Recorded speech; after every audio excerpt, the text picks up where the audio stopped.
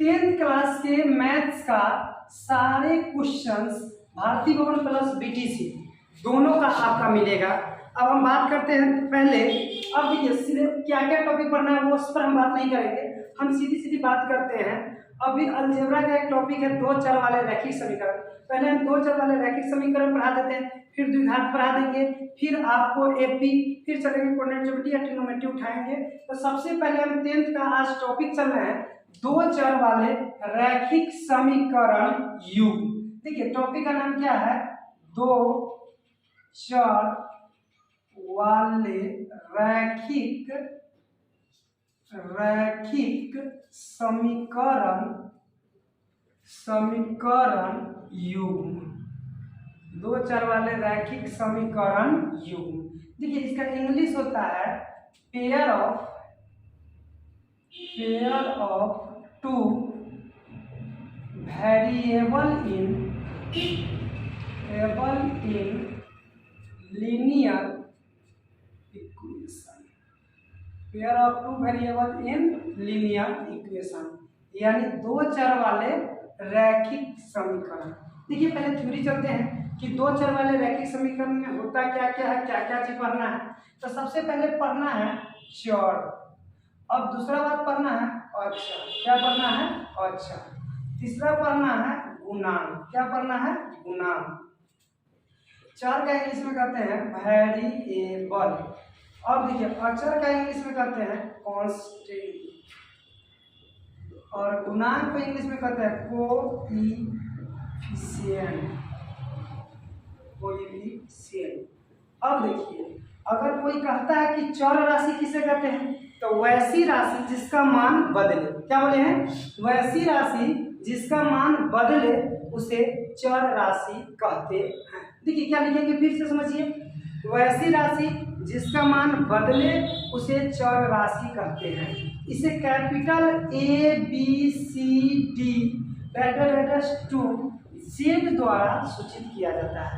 अगर कोई पूछता है कि आपको चर राशि किसे कहते हैं, तो वैसी राशि जिसका मान बदले उसे क्या कहते हैं, चर राशि। अब देखिए अचर राशि, वो वैसी राशि जिसका मान कभी न बदले, वैसी राशि जिसका मान कभी न बदले उसे क्या कहते हैं, अचर राशि कहते हैं। जैसे कोई भी संख्या हो, जैसे 2 हो गया, 3 हो गया, 4 हो गया, 5 हो गया, 1 हो गया, इसको हम बदल थोड़ी नहीं सकते हैं।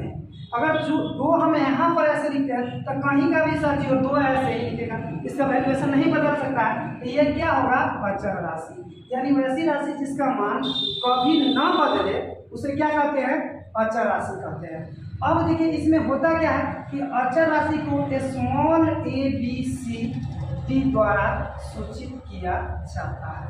और अचर राशि को किसके द्वारा सूचित किया जाता है, small A B C D द्वारा सूचित किया जाता है। अब गुणांक पहले समझिए, गुणांक क्या है। जैसे 2x है, वो यहाँ पर 2 हो गया कांस्टेंट और x क्या हो गया, वेरिएबल, x क्या हो गया, वेरिएबल।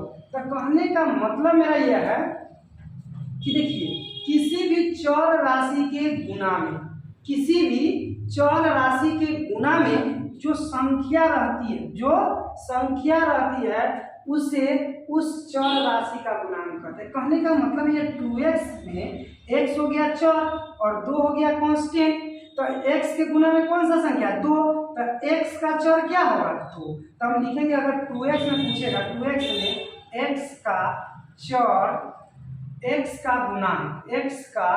गुणांक बराबर क्या है, तो 2 है। इसी प्रकार से 3x में x का गुणांक क्या है, x का गुणांक 3 हो जाएगा। अगर मान लीजिए 3y स्क्वायर दे दिया या सीधे y स्क्वायर दे दिया, मान लीजिए इसके गुणा में तो कुछ नहीं है, तो मैं पूछेगा y स्क्वायर का गुणांक क्या है, तो y स्क्वायर का गुणांक हो जाएगा आपका 1। मतलब कुछ नहीं रहता है तो क्या हो जाएगा, 1 हो जाएगा। अगर यही रहता -3xy में xy का गुणांक क्या हो जाएगा, तो xy का गुणांक हो जाएगा -3। इसी प्रकार से अगर 3/4x में अगर पूछेगा x का गुणांक कितना है, x का गुणांक कितना है, तो 3/4। बोलिए गुणांक समझने में कोई दिक्कत है नहीं ना, तो इसको नोट करेंगे। तो देखिए गुणांक का पहले डिफिनेशन समझिए। गुणांक अगर किसे करते हैं, तो किसी भी चर राशि के गुणा में, फिर से देखिए किसी भी चर राशि के गुना में जो संख्या रहती है उस चर राशि का गुणांक कहते हैं। क्या कहते हैं? उसे उस चर राशि का क्या कहते हैं? गुणांक कहते हैं। अब यहाँ तक समझिए। अब होता है घात। घात मतलब पावर, जैसे एक्स स्क्वायर में देखिए एक्स का पावर जितना होता है ना यही इसका घात कहलाता है। हालांकि इसका कम चर्चा है इसलिए उसको कोई दिक्कत नहीं, आगे चलते हैं, आगे जहाँ पर दिक्कत होगा वहाँ पर समझाएंगे। अब देखिए चर भी समझ गया, अचर भी समझ गया, गुणांक भी समझ गया, घात भी समझ गया। अब होता है दो चर वाले रैखिक समीकरण। आपसे कोई पूछता है कि दो चर वाले रैखिक समीकरण किसे कहते हैं? दो चर वाले रैखिक समीकरण किसे कहते हैं? समीकरण किसे कहते हैं? तो ध्यान दीजिए, वो वैसा समीकरण जिसमें चरों की संख्या क्या है? दो। वैसा समीकरण जिसमें चरों की संख्या क्या हो? दो हो और उसका घात, घात का मतलब होता है पावर, अभी बताया घात मतलब पावर। तो वैसा समीकरण जिसमें चरों की संख्या क्या हो?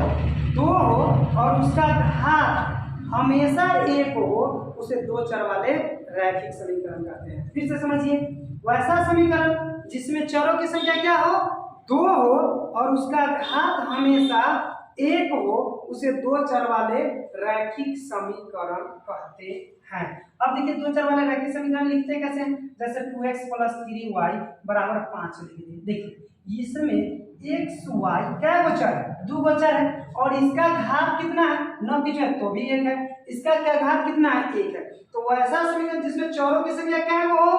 2 हो और उसका घात कितना हो? 1 हो, तो उसे क्या कहते हैं? तो दो चर वाले रैखिक समीकरण कहते हैं। अब देखिए दो चर वाले रैखिक समीकरण, दो चर वाले रैखिक समीकरण 9th में भी पढ़ना है। देखिए दो चर वाले सीधे पूछेगा दो चर वाले रैखिक समीकरण का हल कितने होते हैं। अगर ऐसा क्वेश्चन आता है दो चर वाले रैखिक समीकरण का हल कितने होते हैं, तो आपको बोलना है दो चर वाले रैखिक समीकरण का अनंत हल होते हैं। दो चर वाले रैखिक समीकरण का कितने हल होते हैं? तो अनंत हल होते हैं। अब बात करते हैं यहाँ पर, देखिए दो चर वाले रैखिक समीकरण नहीं है, रैखिक समीकरण क्या है? युग्म है। युग्म का मतलब होता है जोड़ा। युग्म का मतलब क्या होता है? जोड़ा। यानी कहते से यहाँ पर दिया रहेगा तो दो समीकरण दिया रहेगा, एक समीकरण 10वां में कभी नहीं दिया रहेगा। तो कहने का मतलब है दो चर वाले रैखिक समीकरण का मानक रूप पूछे तो देखिए यहाँ पर ax + by + c = 0 इक्वेशन है, dx + ey + f = 0 होता है। अगर कोई पूछे दो चर वाले रैखिक समीकरण का मानक रूप क्या होता है, तो ax + by + c = 0, dx + ey + f = 0। देखिए ये भारतीय भवन के बुक में दिया है। अगर बीटीसी में इसी चीज को लिखता तो ऐसे लिख देता a1x + b1y + c1 = 0, a2x + b2y + c2 = 0। कहने का मतलब ये होगा आपका भारतीय भवन का। चलिए ठीक है, तो इधर लिखते हैं। तो कहने का मतलब ax।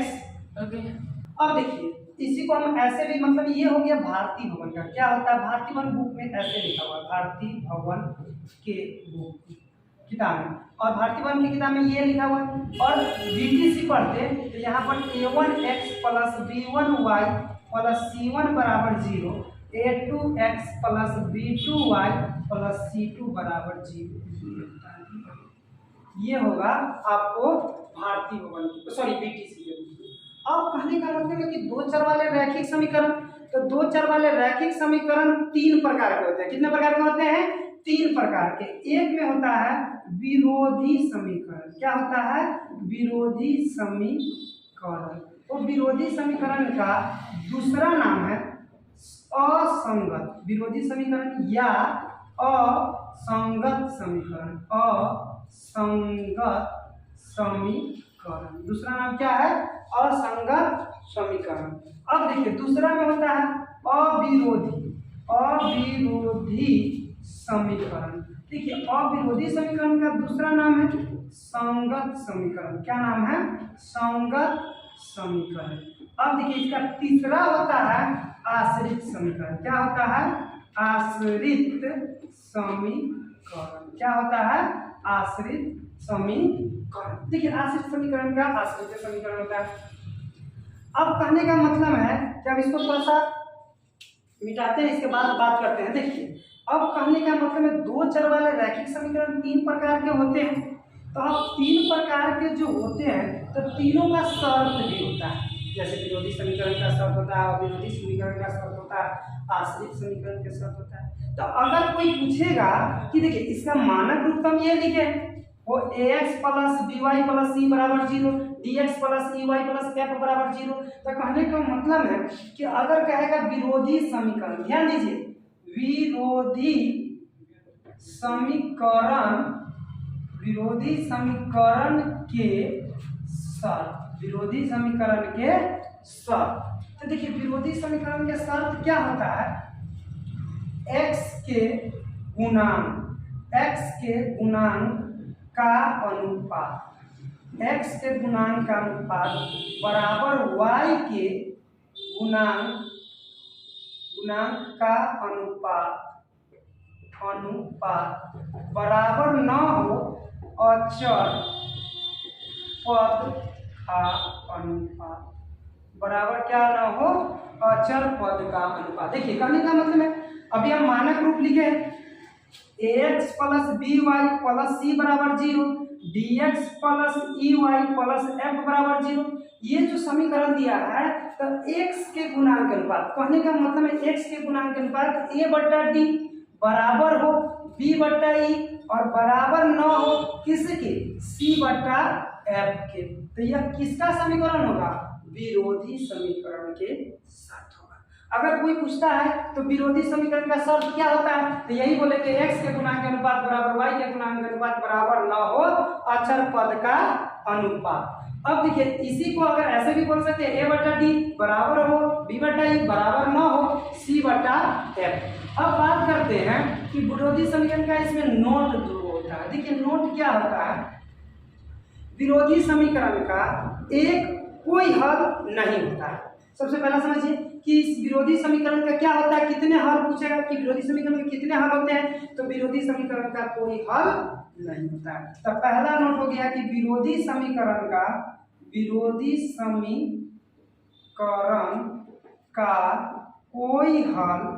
कोई हल नहीं होता है, विरोधी समीकरण का क्या होता है, कोई हल नहीं होता है।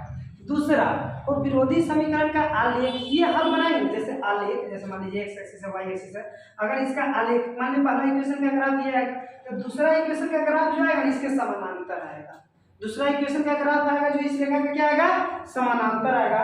तो विरोधी समीकरण के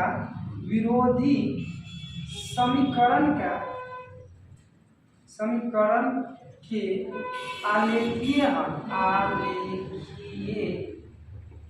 हल समानांतर रेखा में होती है। विरोधी समीकरण का आलेखीय हल कैसा होता है, समानांतर रेखा में होती है। तो फिर से एक बात करते हैं कि विरोधी समीकरण का शर्त क्या होता है, x के गुणांक का अनुपात बराबर y के गुणांक के अनुपात बराबर न हो अचर पद। फिर बात करते हैं a बट्टा d बराबर b बट्टा e बराबर न हो c बट्टा f। विरोधी समीकरण का कोई हल नहीं होता है, विरोधी समीकरण का आलेखीय हल एक समानांतर रेखा में होती है। अब देखिए बात करते हैं विरोधी के बाद अविरोधी समीकरण के साथ, अविरोधी समीकरण के साथ, अविरोधी समीकरण के साथ। देखिए अविरोधी समीकरण का शर्त क्या होता है कि अविरोधी समीकरण का शर्त होता है x का देखिए x के गुणांक का अनुपात बराबर न हो y के गुणांक के अनुपात, बराबर न हो y के गुणांक का अनुपात। क्या होता है, x के गुणांक के अनुपात बराबर न हो y के गुणांक के अनुपात। फिर से देखिए विरोधी समीकरण में क्या होता है सर, अविरोधी समीकरण के x के गुणांक के अनुपात बराबर न हो y के गुणांक के अनुपात। अब देखिए कहने का मतलब इसको ऐसे लिखेंगे तो a बट्टा d बराबर न हो b बट्टा e, a बट्टा d बराबर न हो बी बटा ई, यह होता है अविरोधी समीकरण का शर्त। अब होता है इसका भी दो नोट होते हैं कि अविरोधी समीकरण का एक और केवल एक हल होता है। ठीक है, क्या बोले अविरोधी समीकरण का एक और केवल एक हल होता है। तो विरोधी समीकरण में कितने हल होता है? और एक और केवल एक हल होता है। आगे देखते हैं विरोधी समीकरण का एक और केवल एक हल होता है। तो अब दूसरा क्या कि इसका दूसरा नोट, अगर नोट लिखेंगे तो लिख लीजिए। चलिए विरोधी समीकरण का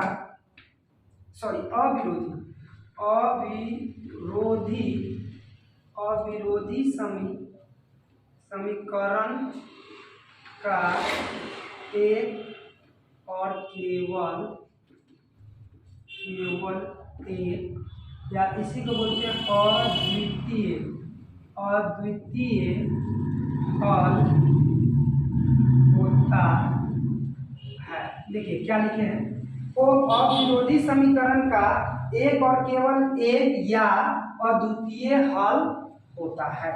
दूसरा देखिए, अब होता है अविरोधी समीकरण का एक और केवल एक या अद्वितीय हल होता है। अब दूसरा में क्या होता है कि इसका आलेखीय हल, किसका? तो अविरोधी समीकरण का। तो अविरोधी समीकरण का आलेखीय हल एक दूसरे को प्रतिच्छेदित करता है। क्या करता है? प्रतिच्छेदित करता है। तो अब दूसरा नोट लिखेंगे कि अविरोधी समीकरण के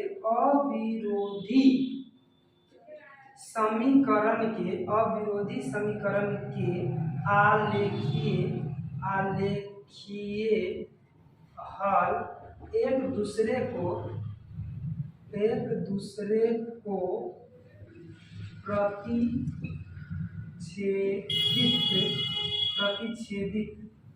प्रतिच्छेदित करता है। अविरोधी समीकरण का आलेखीय हल क्या होता है? एक दूसरे को प्रतिच्छेदित करता है, यानी काटता है।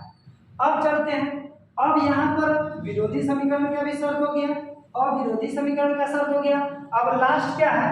आश्रित समीकरण। क्या है? आश्रित समीकरण। तो चलिए यहाँ पर लिखते हैं आश्रित समीकरण के शर्त। आश्रित समीकरण के शर्त में क्या होता है कि इसमें तीनों का क्या होगा? बराबर, यानी x के गुणानुपात बराबर y के गुणांक के अनुपात और बराबर हो जाएगा अचर पद का अनुपात। यानी x के गुणांक के अनुपात बराबर y के गुणांक के अनुपात बराबर क्या हो जाएगा? अचर पद का अनुपात। ये किसका शर्त हो गया? आश्रित समीकरण के साथ। देखिए या इसको a बटा डी बराबर b बटा ई बराबर c बटा f, यह होगा। आश्रित समीकरण के अनंत हल होते हैं। आश्रित समीकरण का अनंत हल होता है। आश्रित समीकरण के अनंत हल होता है। आश्रित समीकरण का कितने हल होता है? अनंत हल होता है। अब देखिए आश्रित समीकरण के आलेखीय हल, आश्रित समीकरण के आलेखीय हल समपाती होता है। क्या होता है? समपाती होता है। आश्रित समीकरण का आलेखीय हल समपाती होता है। तो फिर से समझिए, अब देखिए आश्रित समीकरण का शर्त क्या होता है? x के गुणांक के अनुपात बराबर y के गुणांक के अनुपात बराबर अचर पद के अनुपात, a बटे d बराबर b बटे e बराबर c बटे। इसका दो नोट क्या है कि आश्रित समीकरण का अनंत हल होता है। फिर क्या है कि आश्रित समीकरण के आलेखीय हल एक दूसरे के संपाती यानी ओवरलैपिंग होता है। अब देखिए यहाँ पर पढ़ रहे हैं दो चर वाले रैखिक समीकरण। तो दो चर वाले रैखिक समीकरण को 5 विधियों से हल किया जाता है। चलिए अब आगे देखते हैं दो चर वाले रैखिक समीकरण को कितने विधियों से हल किया जाता है। तो देखिए दो चर वाले रैखिक समीकरण को 5 विधियों से हल किया जाता है। तो दो चर वाले रैखिक समीकरण को 5 विधियों द्वारा हल किया जाता है। देखिए अब 2 चर वाले रिलेशन को हमको कितने विधियों द्वारा हल किया जाता है? 5 विधियों द्वारा हल किया जाता है। देखिए पहला विधि होता है तुलनात्मक विधि। कौन विधि होता है? तुलनात्मक विधि। क्या होता है? तुलनात्मक विधि। दूसरा होता है प्रतिस्थापन विधि। दूसरा क्या होता है? प्रतिस्थापन विधि। और तीसरा होता है लुप्तीकरण, या इसी का नाम है या विलोपन विधि। विलोपन विधि। चौथा होता है वज्र गुणन विधि। और पांचवा होता है अनुपात निर्णय। क्या होता है? अनुपात निर्णय विधि। ये 5 विधियों से पढ़ना है। और सबसे इसमें बेस्ट विधि, सबसे ज्यादा प्रचलित विधि लुप्तीकरण विधि है। ये विधि आपको देखिए, ये तीनों विधि ऊपर का आसान है, थोड़ा सा इसमें दिमाग लगाना। इसमें जैसे देखिए लुप्तीकरण विधि का ही रूप एगो है, यह जो है अनुपात निर्णय विधि है। इसमें क्या होता है कि किसी भी वेरिएबल टर्म को हम जैसे काटते हैं ना, उसी तरह से इस अनुपात निर्णय विधि में हम कांस्टेंट टर्म को क्या काटते हैं? किसको काटते हैं? कांस्टेंट टर्म को बराबर इक्वल करके काटते हैं। तो ये विधि दोनों समान है। ये थोड़ा सा अलग विधि है। ये तो तुलनात्मक और प्रतिस्थापन विधि बहुत ही आसान है। तो हम इस विधि से, लुप्तीकरण विधि से 1 बाय 1 एनसीईआरटी एनपीटीसी का हर एक क्वेश्चन को चलेंगे टच करते हुए, और भारतीय भवन का भी जो सवाल होगा उसको बनाते हुए चलेंगे। तो चलिए आज के इस वीडियो में इतना ही रहते हैं, फिर मिलेंगे नेक्स्ट वीडियो में। जय हिंद, जय भारत।